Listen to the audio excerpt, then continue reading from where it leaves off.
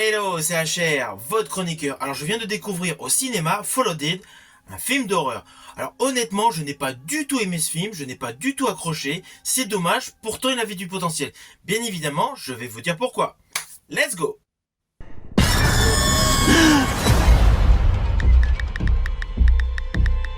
Tu peux me dire comment identifier ce pseudo? Tu crois vraiment qu'il y a un compte bizarre qui hante ton appart?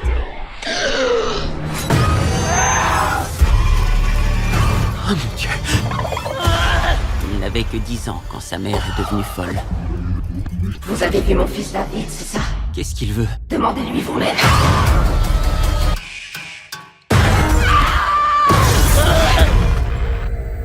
Alors sachez que l'histoire de Followed It est une adaptation d'une histoire vraie. C'est une légende urbaine récente.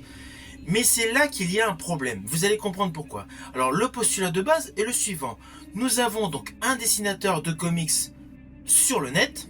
Il s'agit d'Adam Ellis. Celui-ci est donc bien apprécié dans son travail, il a toujours de très bonnes idées, mais il a une particularité, c'est qu'il répond sèchement sur internet par le biais de Twitter ou autres sites, de façon un peu virulente à toutes les personnes qui peuvent le critiquer. Voilà, c'est le postulat de base. Celui-ci, un jour, pris d'énervement, se met quand même à répondre sèchement à un des internautes, et d'un seul coup, il découvre un lien, cher David. Bien évidemment, il clique dessus, il lui répond de manière virulente.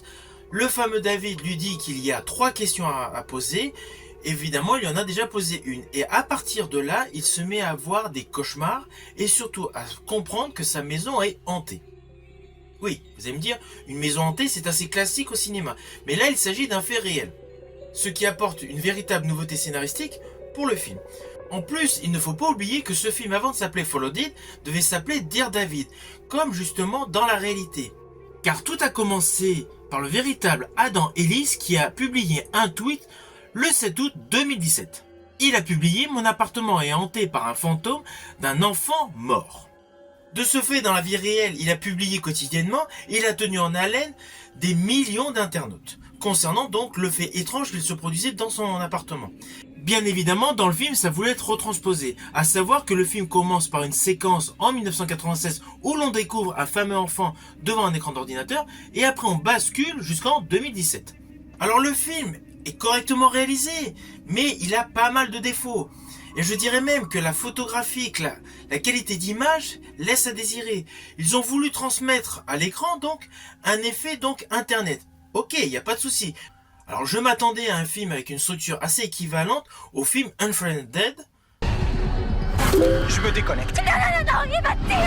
Tu as un flingue, t'entends? Pourquoi il a lancé un compteur d'eau? Et bien évidemment à sa suite, Unfriended Dark Web. They've had control this whole time. Get out of there right now! Alors oui, il y a des effets d'image. Lorsque le personnage Adam Ellis circule, que ce soit dans la rue ou dans le métro ou sur un ponton, il y a à côté de lui qui apparaît tout ce qu'il peut faire sur son téléphone. Ça, c'est parfaitement maîtrisé. Ça donne de la vitalité à l'image. Mais parallèlement, il y a des effets d'image qui laissent à désirer. Je pense notamment à certains plans séquences où l'image se pixelise. Honnêtement, il n'y a pas du tout l'intérêt dans l'histoire. À cela s'ajoute une maladresse concernant la vie sentimentale du personnage Adam Ellis. Alors oui, son copain s'en va, y a pas de souci, mais c'est pas assez traité à l'image. La réalisation et les lignes de dialogue là-dessus laissent à désirer. On dirait que l'autre acteur est uniquement un faire-valoir. C'était un ajout pour gonfler en termes de durée du film.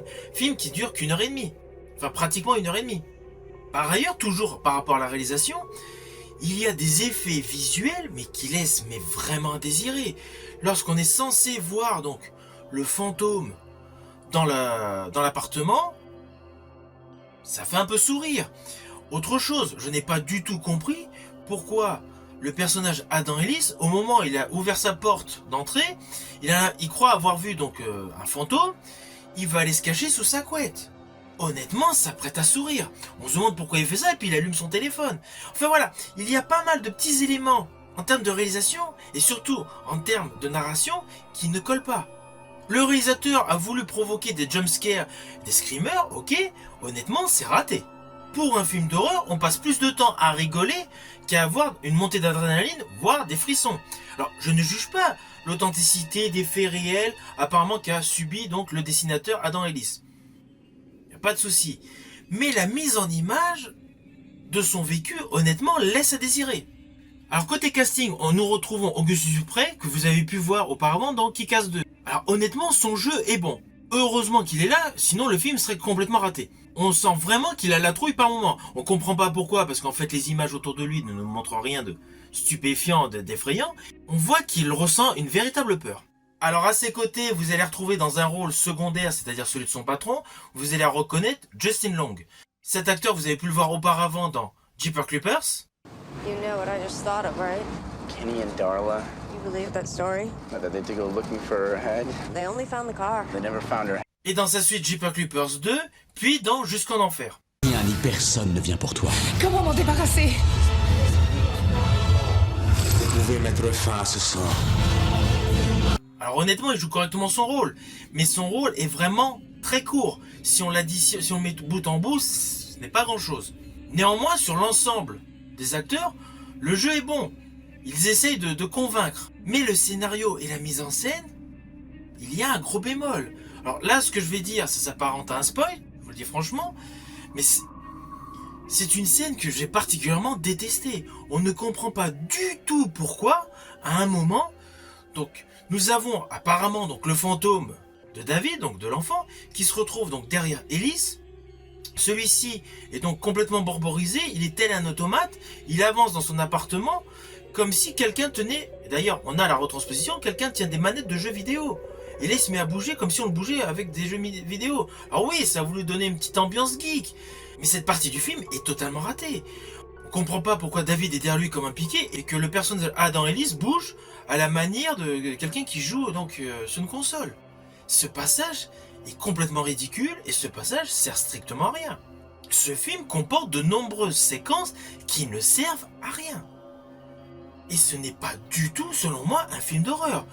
Il a une connotation horrifique, c'est tout, mais ce n'est pas un film d'horreur. Dernièrement, pour moi, le dernier bon film d'horreur que j'ai vu, c'était Thanksgiving. Mais là, Followed It, je reste très perplexe. J'estime qu'il aurait peut-être fallu avoir une mise en scène différente. Pourtant, l'histoire, le sujet était bon. Mais voilà, l'adaptation cinématographique, pour moi, elle est passable. Alors, les acteurs jouent correctement, c'est indéniable. Mais l'histoire, honnêtement, ne va pas du tout. La retransposition au cinéma n'est pas bonne. Ce n'est pas du tout un film d'horreur. C'est un film qui fait sourire à de nombreuses scènes. Moi, je m'attendais vraiment à un film dans le style de Unfriended, du 1, du 2. Voilà, bref, je m'attendais vraiment à un film dans ce style. Alors déjà, le fait que ce soit filmé comme un film classique, au final, déjà, ça m'a surpris. Je m'attendais, pas du tout à cette façon de filmer.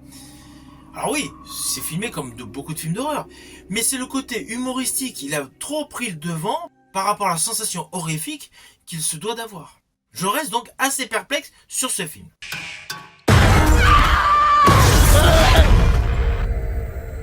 Alors au final, c'est évident, ce n'est pas le plus grand film d'horreur de tous les temps, loin, c'est archi clair.